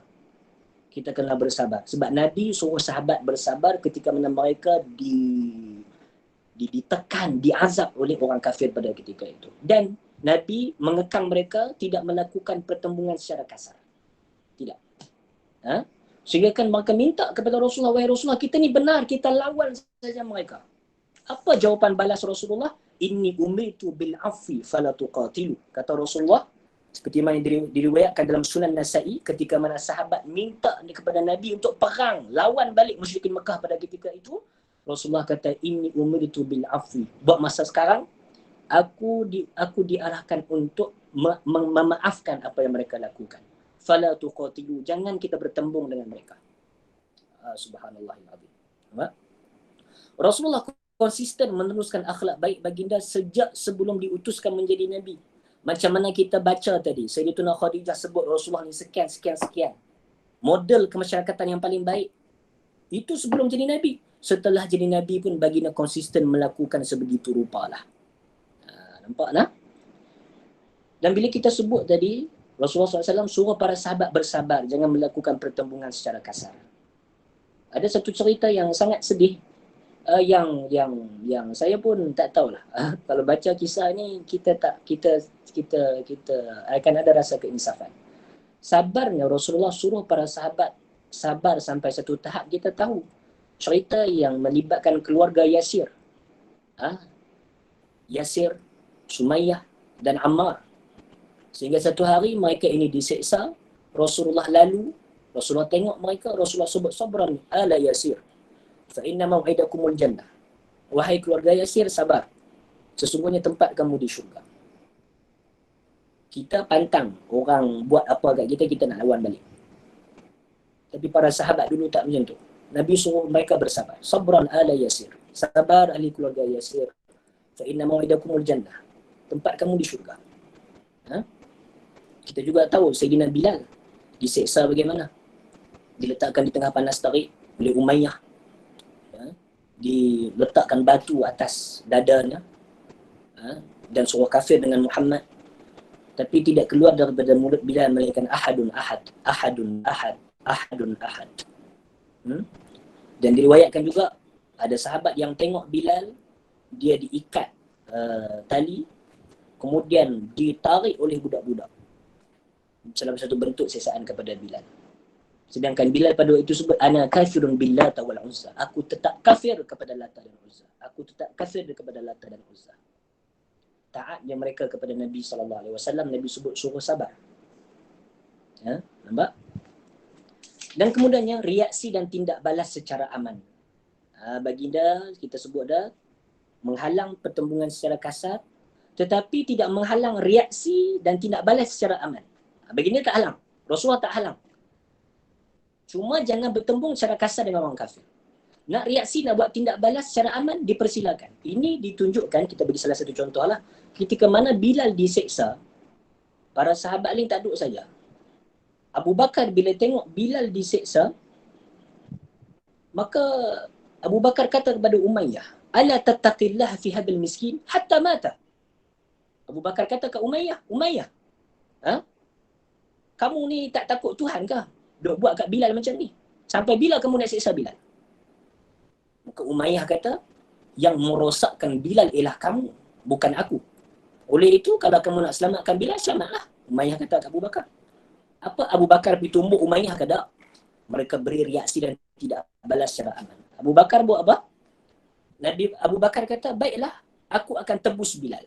Aku ada hamba yang berkulit hitam lagi kuat dan gagah daripada Bilal. Dan juga agama sama macam kamu, wahai Umayyah. Kamu ambil hambaku ini, berikan aku Bilal. Maka Umayyah pun setuju. Maka Umayyah ambil hamba Abu Bakar.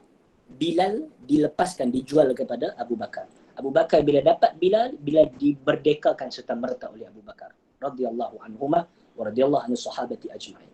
Itu reaksi dan tidak balas secara aman. Ada reaksi, orang buat kat depa ada reaksi juga, tapi secara aman sahaja. Nampak? Boleh? Baik, seterusnya. Allah. Apa yang kita belajar daripada fasa Mekah? Okey? Tidak cepat meninggalkan tempat tersebut dan melarikan diri, terutamanya jika tempat itu ialah tempat asalnya. Ada ahli keluarga dan tempatnya mencari rezeki. Kalau itu tempat kita dan sama dengan fasa Mekah yang kita sebutkan tadi, maka kita faham sunnah Nabi SAW tidak cepat meninggalkan tempat tersebut. Tidak cepat meninggalkan masyarakat yang rosak.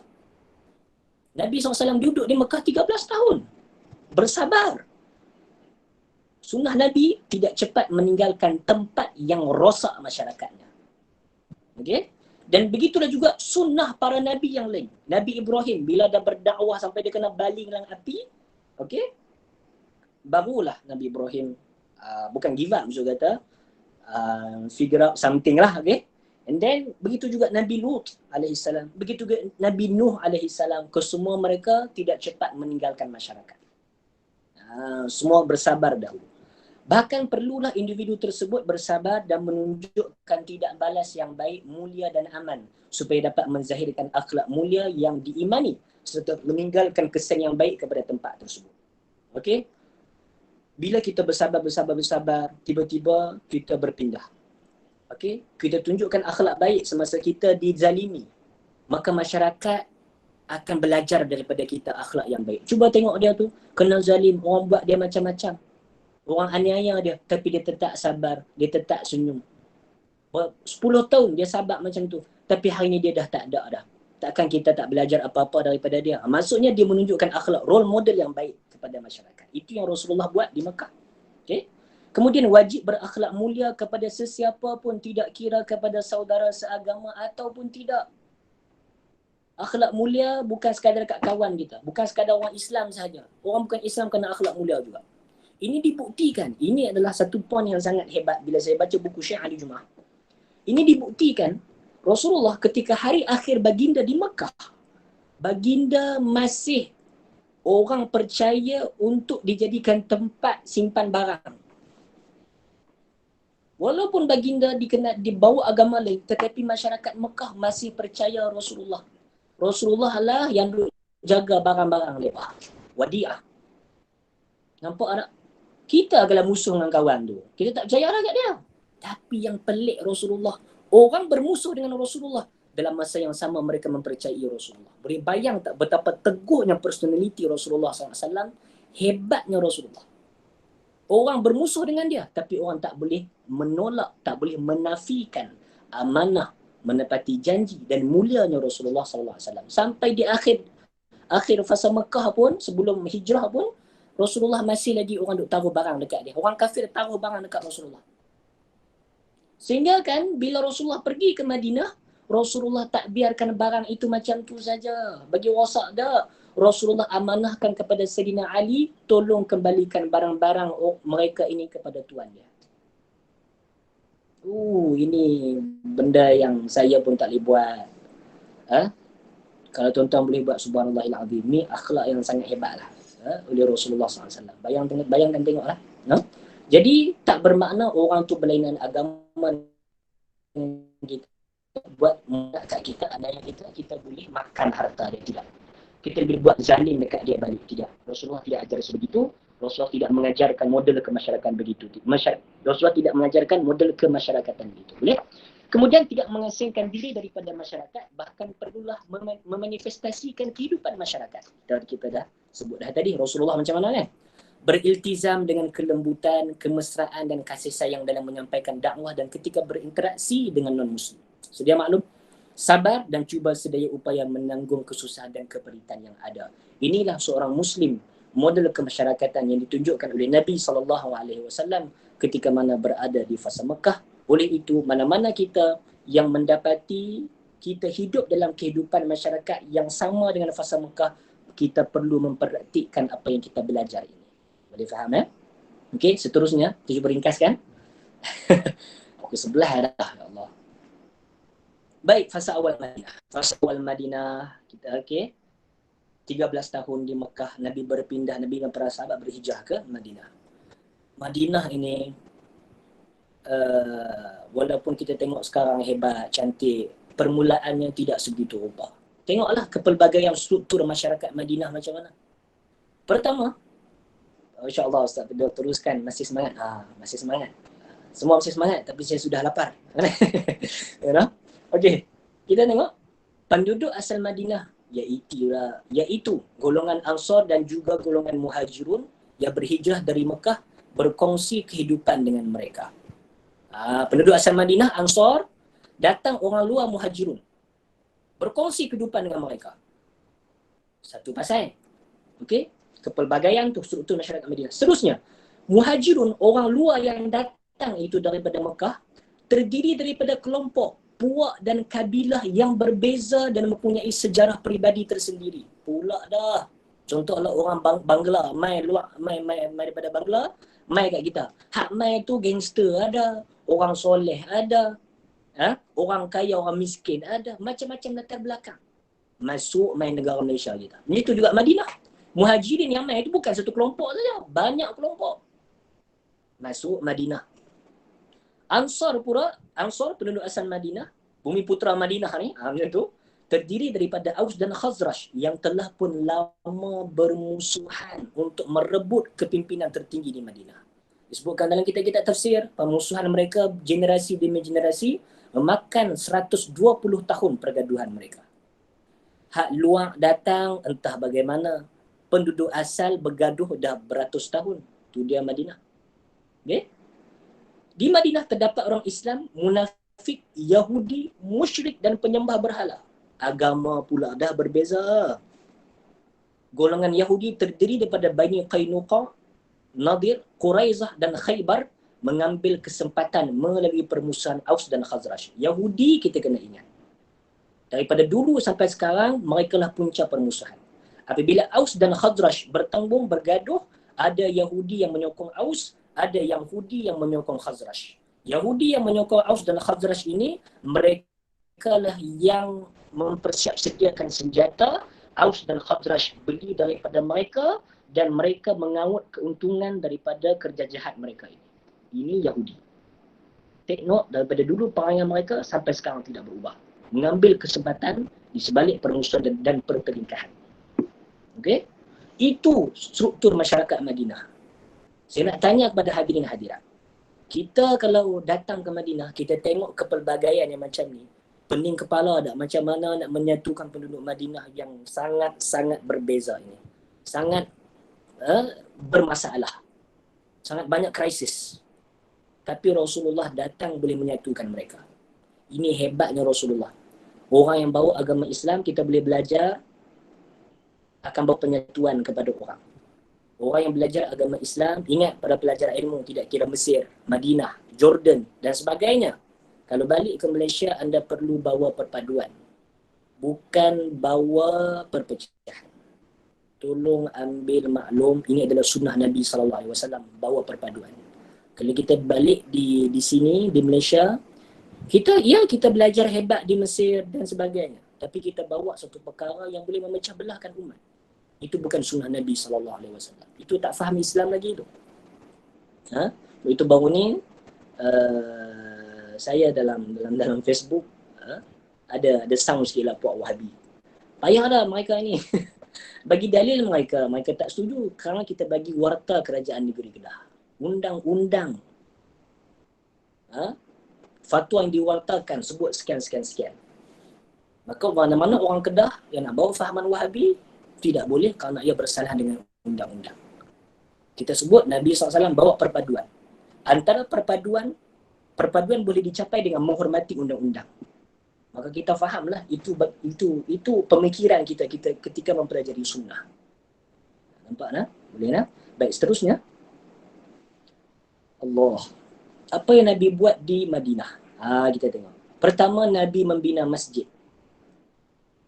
Kerana baru datang ke Madinah, maka tidak ada tempat lagi bagi puak Muhajirun nak duduk di mana, maka Nabi buat masjid dahulu. Maka masjid itu tempat perhimpunan orang Islam daripada latar belakang yang pelbagai. Okey, dan juga tempat perlindungan lah bagi mereka yang tak ada rumah lagi dan sebagainya. Tempat pengadilan dan perbicaraan isu berbangkit. Ada masalah, maka mereka semua berhakimkan di masjid. Masjid juga pada ketika itu adalah madrasah, mempelajari ilmu agama. Masjid juga tempat pertemuan dengan Rasulullah sebagai ketua mereka. Itu fungsi masjid pada kali pertama ia dibina ketika mana Rasulullah sampai di Madinah. Baik, maka bila muhajirun, mereka semua duduk di masjid. Jadi semua mereka bergantung dengan masjid. Jadi orang yang datang, puak Ansar yang datang, kalau nak bagi makanan, dia bagi. Ada hari ada makan, ada lah. Ada hari yang tak ada makan. Jadi Rasulullah tengok, tak boleh jadi macam ni. Selagi muhajirun duduk di masjid, nasib mereka tidak akan terjaga. Rasulullah orang yang sangat pentingkan nasib. Nasib rakyat. Begitu. So aku ni bincang anak Ibrahim lah. Rasulullah orang yang pentingkan nasib rakyat.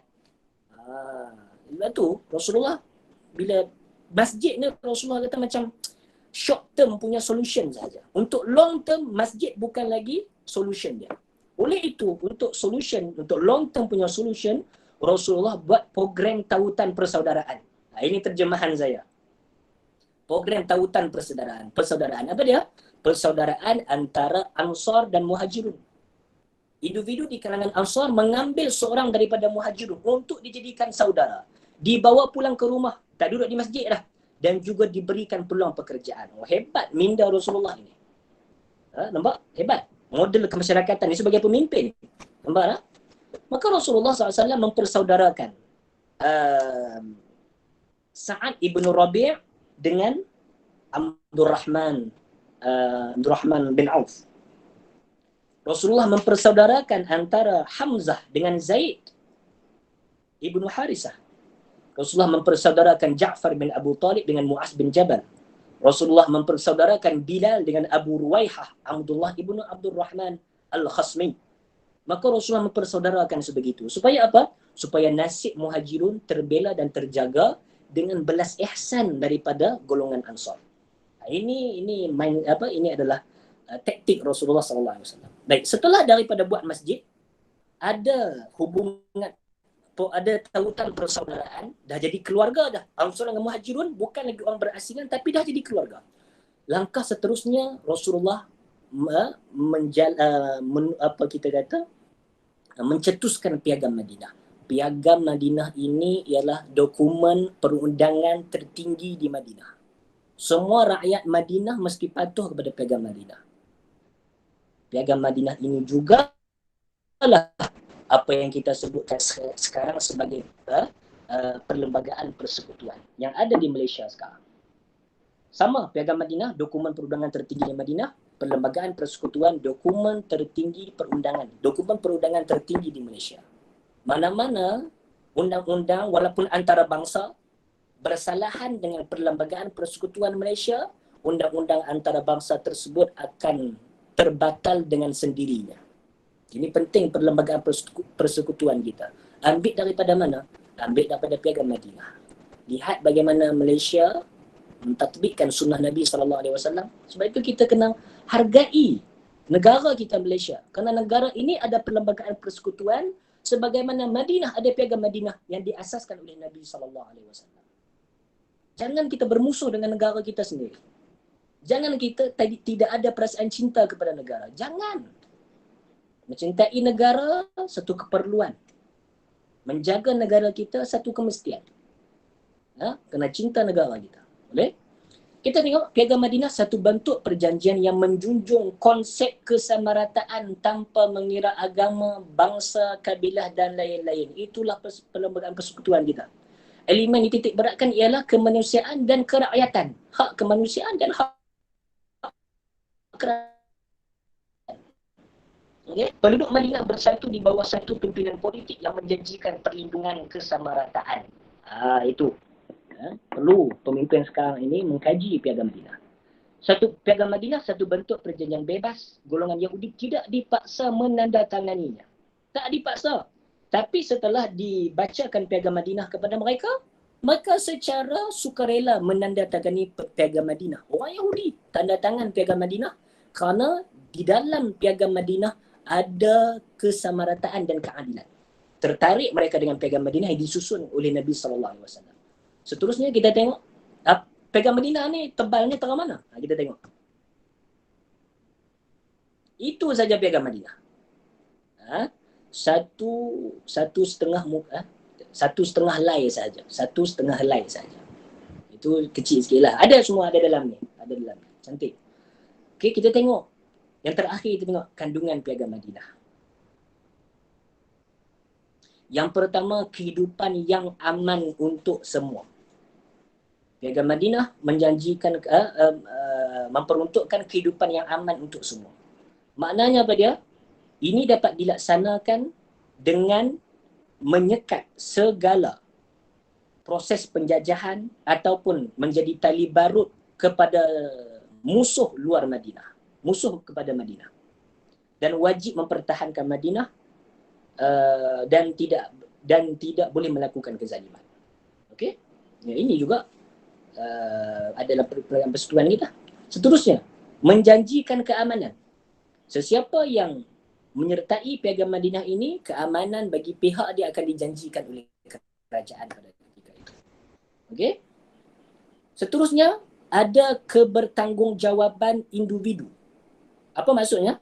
Maksudnya ialah anda buat salah, anda yang kena lah. Jangan duk heret orang lain. Jangan duk heret kabilah. Ini yang ada dalam Piagam Madinah. Seterusnya, menghormati nilai kemanusiaan dan kesamarataan. Nampak? Ada nilai kemanusiaan, ada kesamarataan. Itu yang kita perjuangkan dalam perlombaan persekutuan. Nampak? Okey? Sandaran utama ialah Islam. Perlembagaan Persekutuan telah menetapkan agama rasmi ialah agama Islam, sementara agama lain bebas diamalkan. Selagi mana berada dalam skop keamanan. Perlembagaan Persekutuan kita banyak tepat dengan kandungan Piagam Madinah. Dan kebebasan beragama. Sandaran utama ialah Islam. Maksudnya apa dia? Maksudnya agama Islam, agama rasmi, segala problem, isu nak diselesaikan perlulah mengikut syariah. Gitu. Baik, tetapi yang kandungan Piagam Madinah ni yang buat saya tertarik kepada ialah bagi orang Yahudi, mereka diberi pilihan nak berhukum dengan hukum Islam ke ataupun nak berhukum dengan kitab mereka. Diberi pilihan dalam Piagam Madinah. Nampak? Mereka boleh pilih. Tapi kalau melibatkan mereka dengan orang Islam, maka penghakiman mesti dilakukan dengan dasar syariah. Tapi antara mereka sendiri, mereka bebas pilih. Kalaulah berlaku isu antara Yahudi dengan Yahudi, mereka boleh pilih nak berhukum dengan hukuman mereka ke, ataupun boleh pilih nak hukum dengan hukuman Islam. Seolah-olah sudah ada elemen syariah dan juga elemen sivil dalam Piagam Madinah. Seolah-olah, saya rasa ada. Maka itulah juga perlembagaan persekutuan kita. Ya? Ini perlu kita. Ini sangat hebatlah, sangat hebat. Ya? Maka sandaran kandungan perlembagaan persekutuan ialah Piagam Madinah. Okay?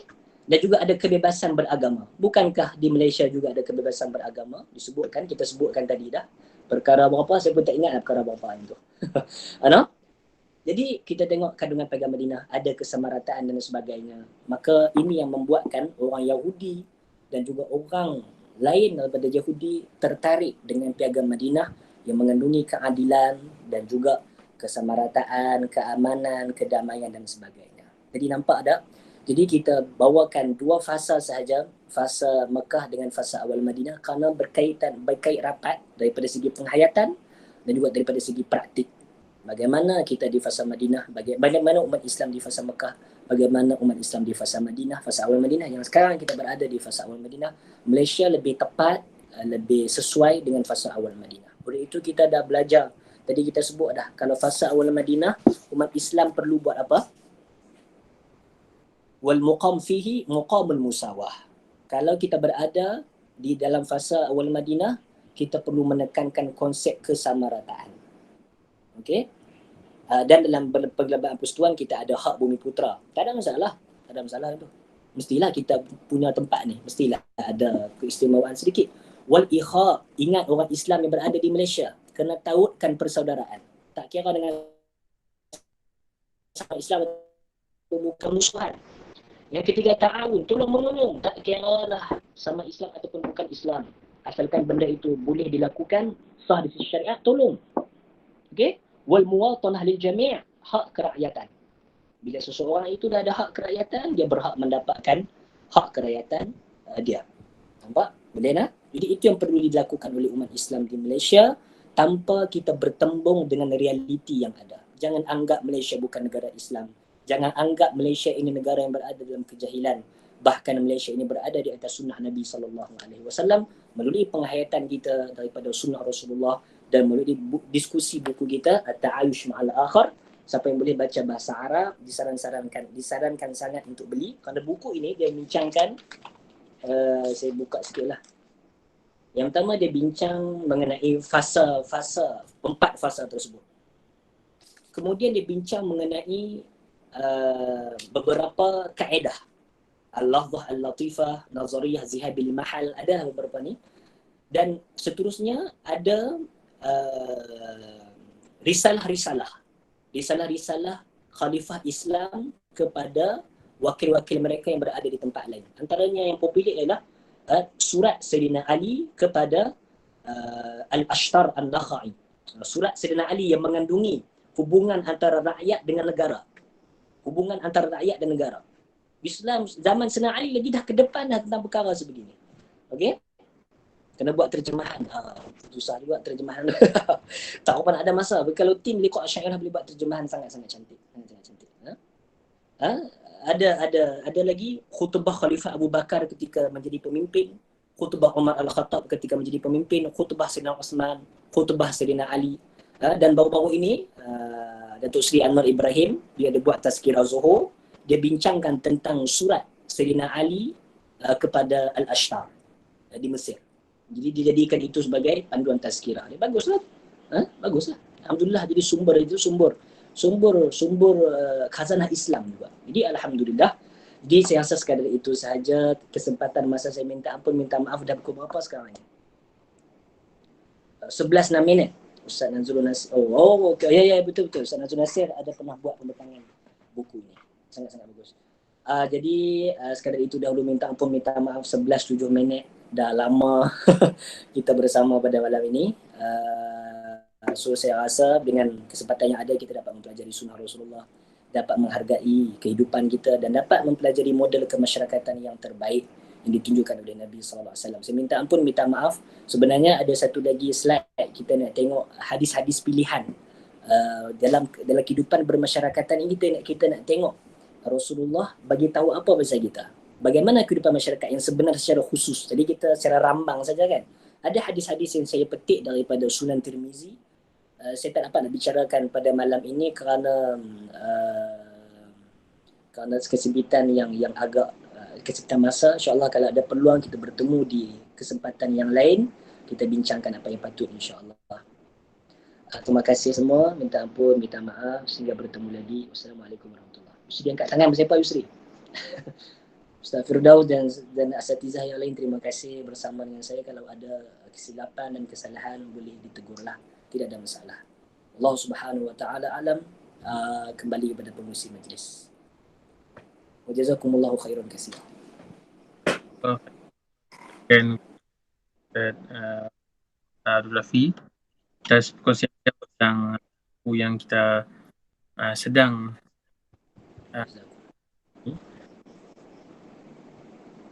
yang dia sebut pada awal pembincangan kita tadi, Maulana Syekh Ali Jumaah ada mengarang hampir 90 karangan beliau merangkumi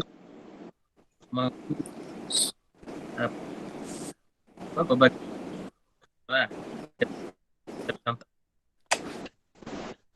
jadi yang beliau tulis berkaitan sosiologi, ini antara yang kita boleh masukkan daripada bidang sosiologi kemasyarakatan dan sirah.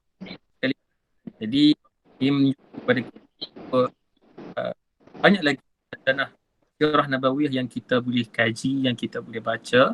InsyaAllah pihak Liqah Asy'ariyah membawa lagi budaya intelektual ini, budaya membedah buku, sama-sama mendapat lebih banyak daripada karangan para ulama. InsyaAllah lepas ni kita cadangkan untuk kita bedah beberapa buku Syekh melalui ahbab-ahbab beliau, dan mungkin buku Syekh Ramadan Buti juga kita akan ada insya-Allah.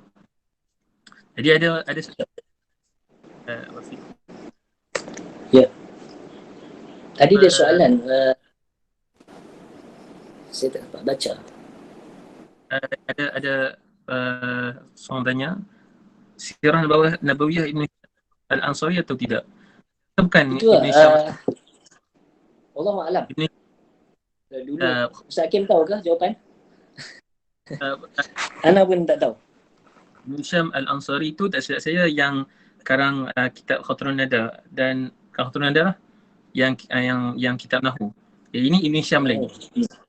InsyaAllah ya. Dua orang dalam Nahwu ni, Ibnu Hisham dan Ibnu Malik.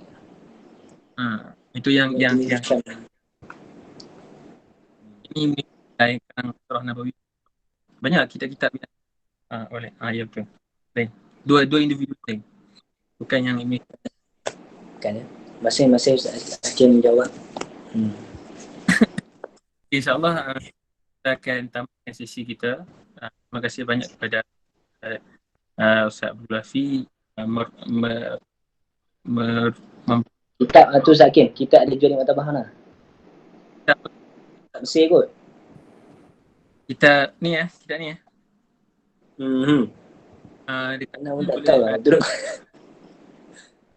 Maktabah Darul Usuluddin satu, kemudian Dar Saleh dan Mujallah Arabi. Tiga ni yang dekat tu. Darussalam Ataupun okey.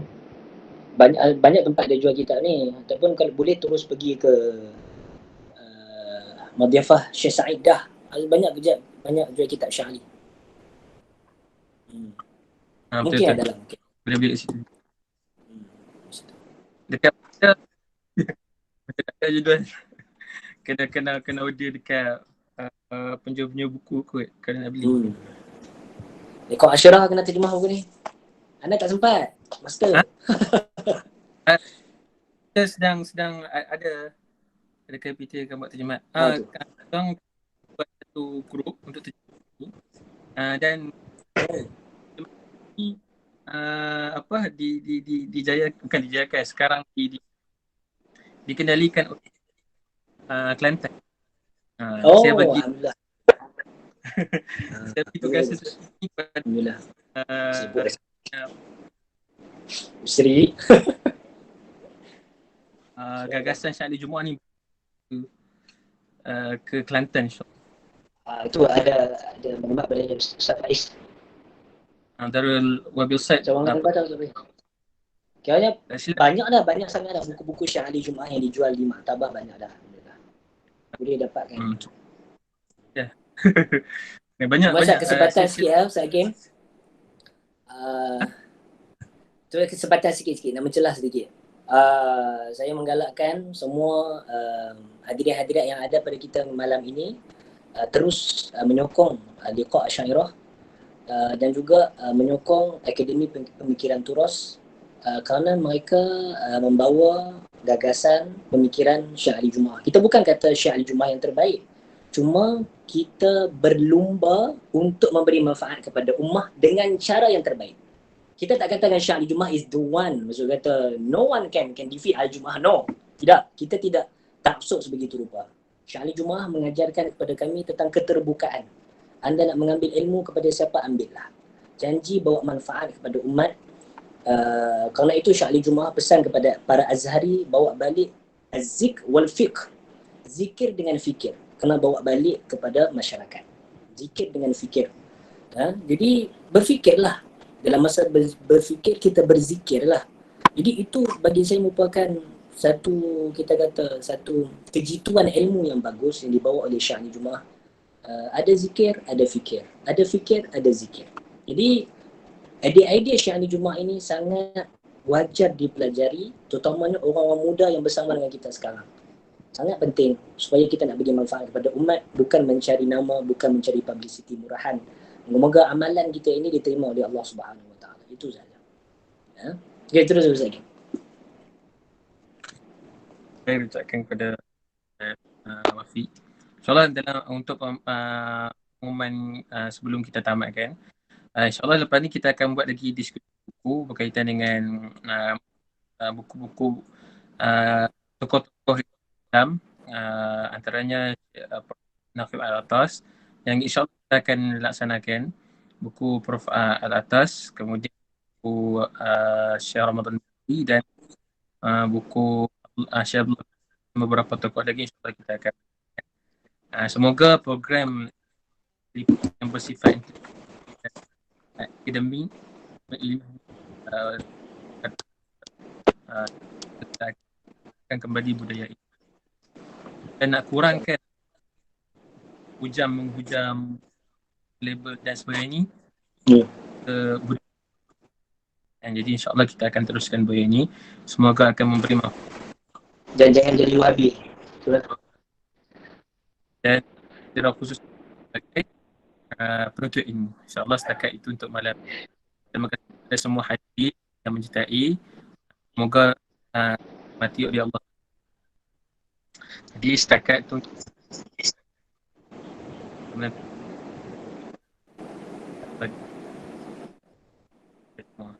jadi insyaAllah kita akan live pada Ustaz Wafi dan Jumpa lagi insyaAllah. Jumpa lagi di lain masa. Amin. Terima kasih semua. Baik.